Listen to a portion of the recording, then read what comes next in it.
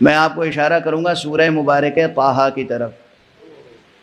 سورہ طٰہٰ غالباً قرآن مجید کا 20واں سورہ ہے۔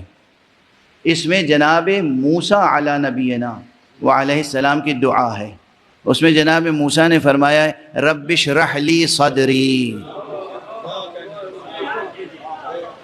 پروردگار میرے سینے کو کشادہ کر، ویسر لی امری، اور میری مشکل کو، میری مہم کو آسان فرما، واحلل عقدۃ من لسانی، اور میری زبان کی گرہ کو کھول دے، واجعل لی وزیرا من اہلی، پروردگار میرے لیے میرا بوجھ اٹھانے والا کوئی میرے اہل میں سے بنا دے۔ قرآنی ہے نا؟ رب اشرح لی صدری ویسر لی امری واحلل عقدۃ من لسانی یفقہوا قولی، ان کو توفیق دے کہ میری بات سمجھ سکیں۔ اچھا، وَاجْعَلْ لِي وَزِيرًا مِّنْ أَهْلِي، اور میرا بار اٹھانے والا کوئی میرے اہل میں سے بنا دے۔ اب یہ سلسلہ دعا جو ہے وہ یہاں تک پہنچا کہ حق سبحانہ و تعالیٰ نے یہ فرمایا کہ اُوتِیتَ سُؤْلَکَ یا موسیٰ، اے موسیٰ تم نے جو سوالات کیے، جو طلب کیا مجھ سے، وہ تمہیں دے دیا گیا۔ تو وہاں سوال بھی ہے اور جواب بھی ہے۔ سورہ الم نشرح کو اسی کی روشنی میں پڑھیے۔ پروردگار فرماتا ہے الم نشرح لک صدرک، کیا ہم نے تمہارے سینے کو کشادہ نہیں کیا؟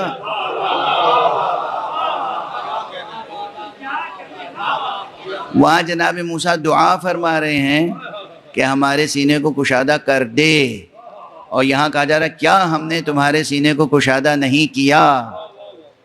واضح ہے۔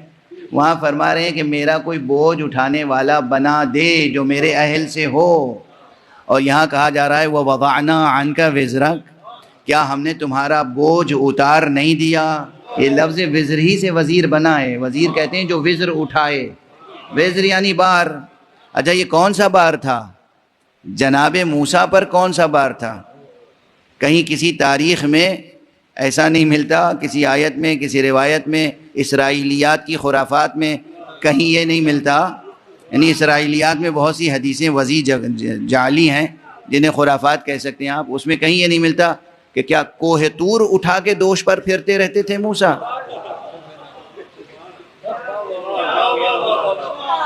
یہ بوجھ کون سا بوجھ تھا؟ یہ بار کون سا بار تھا کہ جس کے لیے پریشان تھے کہ پروردگار کوئی بار اٹھانے والا مجھے عطا کر، معین فرما؟ اور دیکھیے نبی کی دعا ہے۔ نبی کی دعا کے معنی ہے کہ نبی ہوتا ہے، وہ اپنے مرتبے کو پہچانتا ہے، خدا کے مرتبے کو پہچانتا ہے، وظیفے اپنے سمجھتا ہے۔ اگر اپنا وزیر بنانے کا اختیار نبی کے پاس ہوتا تو خدا سے دعا نہ کرتے کہ وزیر بنا دے۔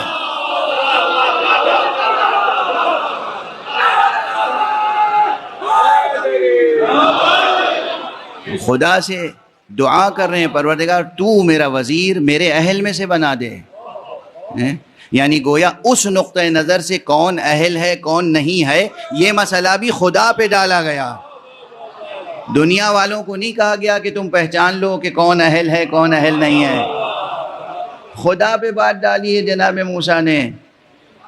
اور یقیناً یہ بار کوئی اور بار نہیں تھا جس کے لیے وزیر کی تلاش تھی، یہ بار ہدایت تھا، امتوں کی ہدایت کا بار، نسلاً بعد نسل آنے والے انسانی کاررواں کی ہدایت اور ان کی امامت اور ان کی رہبری اور ان کی تعلیم اور ان کی تربیت کا بار تھا۔ اس کے علاوہ اور کوئی بوجھ کوئی بار نہیں تھا، کوئی ہم و غم نہیں تھا۔ اور یقیناً یہی مسئلہ حضرت پیغمبر صلی اللہ علیہ وآلہ وسلم کے ساتھ،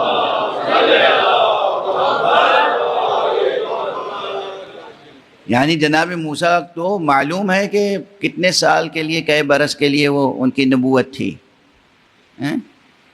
بعد میں جناب عیسیٰ کو آنا تھا اور اس کے بعد حضرت پیغمبر کو آنا تھا، تو یہ فرض کیجئے کہ 1000 1500 2000 برس کا ان کے اوپر ایک بار ہدایت تھا، کم و بیش۔ لیکن جو خاتم النبیین ہو، اسے قیامت تک آنے والی نسلوں کی ہدایت کا ہم و غم ہے۔ فکر ہے کہ قیامت تک جو نسلاً بعد نسل یہ انسانی کارواں آئے گا، اس پورے انسانی کارواں کی ہدایت کا مسئلہ ہے، تو کس قدر بوجھ اور وزن محسوس ہوتا ہوگا۔ لیکن یہ ہے حضور کا ضبط اور کمال اور صبر اور شجاعت اور آپ کی شخصیت کی بزرگی، بزرگواری، بلندی، عمق اور وسعت، کہ کہیں کسی آیت میں نظر نہیں آئی دعا بالکل اسی انداز سے جیسے جناب موسیٰ نے کی ہو۔ لیکن اللہ کا رشتہ پیغمبر سے بھی ایسا تھا کہ جو غیر معمولی تھا۔ موسیٰ کا مقام یہ تھا کہ زبان سے صراحتاً کچھ مانگتے تھے تو ملتا تھا،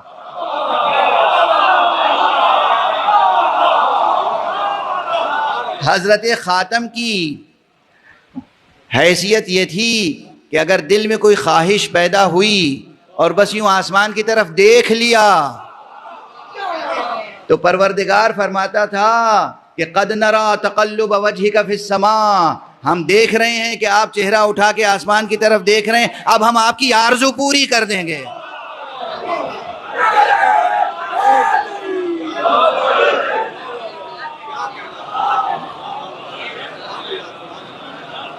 سب مل کر ایک شایان شان طریقے سے بلند صلوات۔